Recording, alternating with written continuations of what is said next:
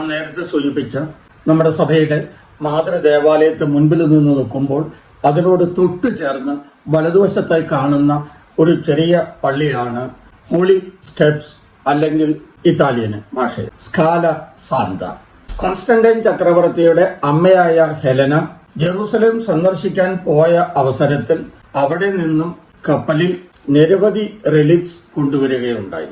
ആ കൊണ്ടുവന്ന കൂട്ടത്തിൽ പീഡാനുഭവ ആഴ്ചയിൽ യേശുവിനെ വിചാരണയ്ക്ക് വേണ്ടി പീലാത്തോസിന്റെ അരമനയിൽ കൊണ്ടുപോയി അന്തോണിയാൻ എന്ന് പറയുന്ന ആ കൊട്ടാരത്തിൽ ഉണ്ടായിരുന്ന വിചാരണയ്ക്ക് വേണ്ടി കയറുകയും ഇറങ്ങുകയും ചെയ്ത ഒരു ഗോവണിയാണ് ഈ സ്കാല സാന്ത അല്ലെങ്കിൽ ഹോളി സ്റ്റെപ്സ് എന്ന് പറയുന്നത്. അവിടെ നിന്നും ആ സ്റ്റെപ്സ് ഇവിടെ കൊണ്ടുവരികയും ഇവിടെ മാർപ്പാപ്പമാർ താമസിച്ചിരുന്ന സമയത്ത് മാർപ്പാപ്പയെ സന്ദർശിക്കുവാൻ ചെല്ലുന്നവർക്ക് മാത്രം കയറിപ്പോകാവുന്ന രീതിയിൽ 28 സ്റ്റെപ്പുകളുള്ള ഈ ഗോവണി ഇവിടെ സ്ഥാപിക്കുകയും ചെയ്തു.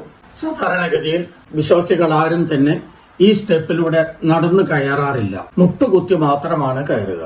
മുട്ടുകുത്തി 28 സ്റ്റെപ്പ് വരെ കയറുവാൻ ബുദ്ധിമുട്ടുള്ളവർ ആദ്യത്തെ 1-2 സ്റ്റെപ്പിൽ മുട്ടുകുത്തി നിന്ന് ക്രിസ്തുവിന്റെ പീഡാനുഭവത്തെ പറ്റി ചിന്തിച്ചു പ്രാർത്ഥിച്ചുകൊണ്ട് സൈഡിലുള്ള ഗോവണിയിലൂടെ നടന്ന് മുകളിൽ ചെല്ലാവുന്നതാണ്. മുകളിൽ കയറി ചെല്ലുന്നിടത്ത് ഒരു ദേവാലയമുണ്ട്, രക്തസാക്ഷിയായ വിശുദ്ധ ലോറൻസിന്റെ നാമധേയത്തിൽ.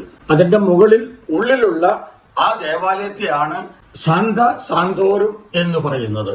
അതിനകത്ത് ധാരാളം റിലിക്സ് ഉണ്ട്. അതുകൊണ്ടാണ് സാന്ത സാന്തോറും എന്ന് പറയുന്നത്.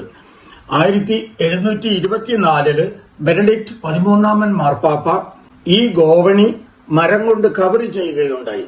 കാരണം നിരവധി വിശ്വാസികൾ മുട്ടുകുത്തി ഇതിലൂടെ കയറിക്കൊണ്ടിരുന്നപ്പോൾ മാർബിൾ ആണെങ്കിലും അതിന് തേയ്മാനം സംഭവിച്ചു.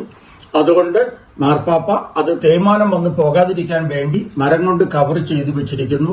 പക്ഷെ ആ മരത്തിന് ഇടയിലൂടെ നമുക്ക് കാണാവുന്നതാണ് മാർബിൾ സ്റ്റെപ്പുകൾ. 300 വർഷങ്ങൾക്ക് ശേഷം 2019 ആണ്ടിൽ ഏപ്രിൽ മുതൽ ജൂലൈ വരെയുള്ള ഏതാനും മാസങ്ങൾ റോമിൽ വരുന്ന സന്ദർശകർക്കും റോമൻ നിവാസികൾക്കുമെല്ലാം ഈ സ്റ്റെപ്പിലൂടെ മരത്തിന്റെ കവറിംഗ് ഇല്ലാതെ ഒറിജിനൽ മാർബിളിലൂടെ മുട്ടുകുത്തി കയറുവാനുള്ള അവസരവും കൂടി ലഭിച്ചിരുന്നു. ഈ 28 സ്റ്റെപ്പുകളിലൂടെ കർത്താവിന്റെ പീഡാനുഭവ ചരിത്രത്തെ പറ്റി ചിന്തിച്ചു പ്രാർത്ഥിച്ചുകൊണ്ട് ഓരോ സ്റ്റെപ്പും കയറുന്നതിന് പല അവസരങ്ങളിലും സഭ ദണ്ഡവിമോചനം അനുവദിച്ചിരുന്നു. ദീർഘകാലം ഇത് മാർപ്പാപ്പമാരുടെ പ്രൈവറ്റ് ദേവാലയം കൂടി ആയിരുന്നു. അതുകൂടാതെ ഇതിനകത്ത് ഒരു ഐക്കൺ ഉണ്ട്, ഊറോനിക്ക എന്ന് പറയുന്നു. വിശുദ്ധ ലൂക്കാസ് ലീഹ ആരംഭിച്ചിട്ട് മാലാഖ പൂർത്തീകരിക്കപ്പെട്ട ഒരു ഐക്കൺ ആണ് എന്ന് പറയപ്പെടുന്നു. അതുപോലെ തന്നെ നാം കടന്നു ചെല്ലുന്നിടത്ത് ഒരു സ്റ്റാച്ചു ഉണ്ട്.